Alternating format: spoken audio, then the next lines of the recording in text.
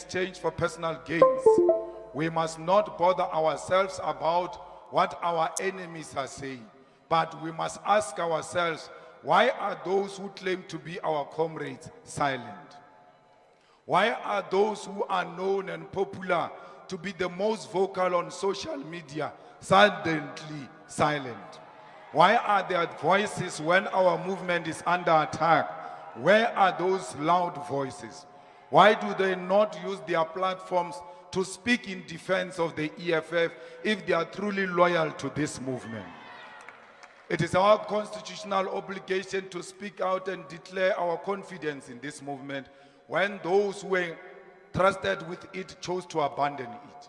However, comrade, if there are those amongst us who are to be ashamed to declare where they stand as we defend our movement, I'm willing to give you a simple task and go and look at what those closest to them are saying and how they are behaving.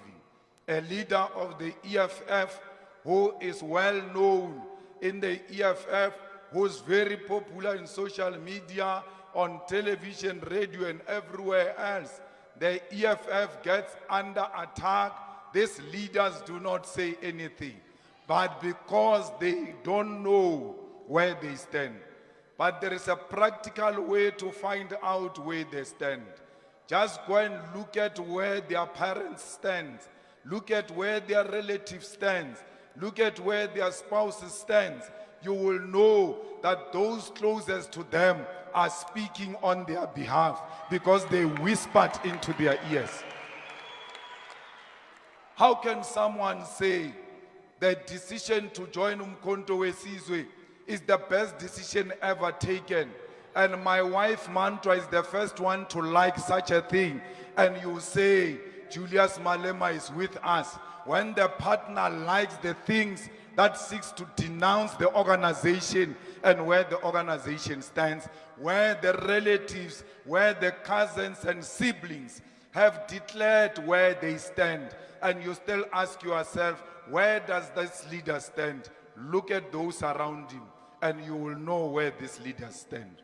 Comrades, there is no one who must not declare their confidence in the EFF.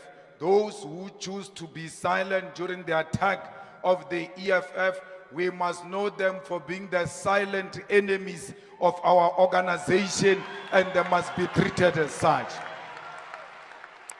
Comrades, do not make the mistake of choosing people tomorrow who are too ashamed to choose you today.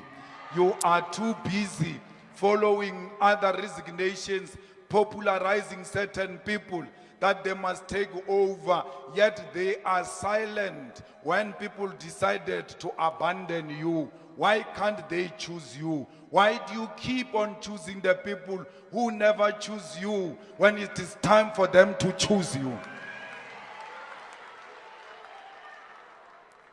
They are telling you silently that as the movement recovers from a difficult elections and is surrounded by vultures, they do not choose you. They are choosing what looks like greener pastures. Many of them are opportunistic because they want to see whether they will emerge in the upcoming Third National People's Assembly before they decide whether they will remain in the EFF or not. Many of them are using the Third National People's Assembly as a threat that if they do not get elected or are not part of the leadership discussions leading up to the conference, then they will leave and join MKP. We must never be blackmailed by those who want to threaten us with leaving after the Third National People's Assembly. I want to say to them, leave now. Leave now so that we can know how many soldiers we have in this struggle to liberate our people. You must leave today because nothing is going to change between now and December. Nothing is going to change now and in the future. The future looks bright because we determine it today. We are here to make our destiny for how the future looks like tomorrow. Leave now. We have no reason to beg anyone. If you want to leave, leave now and leave us alone even if we are alone, we'll always continue to speak truth to power. It's very painful to count the soldiers you don't have. Fellow fighters, none of you should allow anyone to bargain their loyalty for position. Anyone who bargains their loyalty in exchange for a position or deployment is an enemy agent who must be identified and isolated from our movement. Your silence has told us enough about your character. We do not need people who are considering their options in the EFF. We do not need people who are willing to sacrifice principle in exchange for blue lights in the EFF. We only need people who are loyal to this movement and loyal to our people no matter what. Our task now, comrades, is to build this movement and isolate those who think the EFF is a step ladder to positions and personal gain. Comrades, we need to remind ourselves why we joined the EFF. Our organization turned 11 years old on the 26th of July 2024, and we marked this milestone by recommitting ourselves to the ideals and principles that are within our founding manifesto and the organizational documents that guides us. One such a document which was discussed and adopted at the Second National People's Assembly of the EFF in 2019 of this morning, that all ground forces of the EFF must be gathered in Soweto by 6 o'clock. This call was made deliberately to test if the forces on the ground are intact and they can respond within 24 hours. I stand before you re-energized by your energy, inspired by your commitment, your fearless character, and the courage to take on the enemy without thinking twice in the name of the economic freedom in our lifetime. I can proudly say today to those who said I'm left alone, that I'm not alone. The ground forces are here to continue the battle for economic freedom in our lifetime.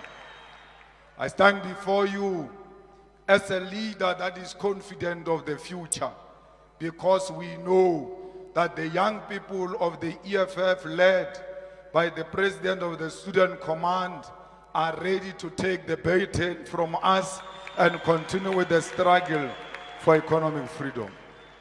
Comrades, we are very proud that we have an intact organization in this province and the whole of South Africa.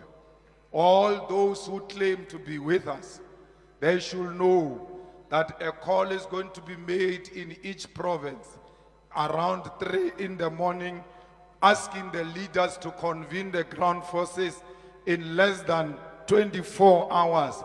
And let's see if that province still has got ground forces like we demonstrated here today. Comrades, I salute you. I want to salute you because whether knowingly or unknowingly, you have been the first line of defense of our movement, as the constitution of the EFF demands of you.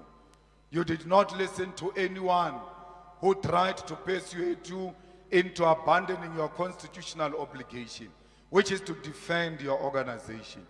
No one has the right to tell you how you must defend your organization.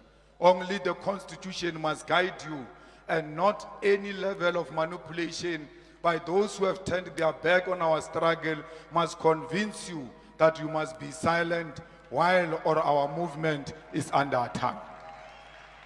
Comrades, Section 6 of the EFF Constitution, which speaks to the principles of the EFF, is that is the only guide which we must all follow.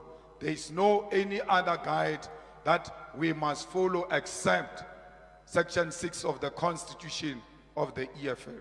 When the organization is under attack, it is in Section 6, subsection 7b, where the EFF Constitution speaks to what it means to be loyal to the organization.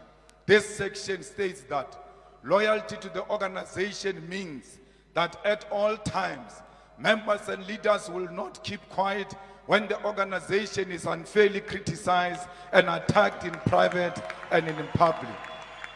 This section, fellow fighters, demand of you to defend this organization.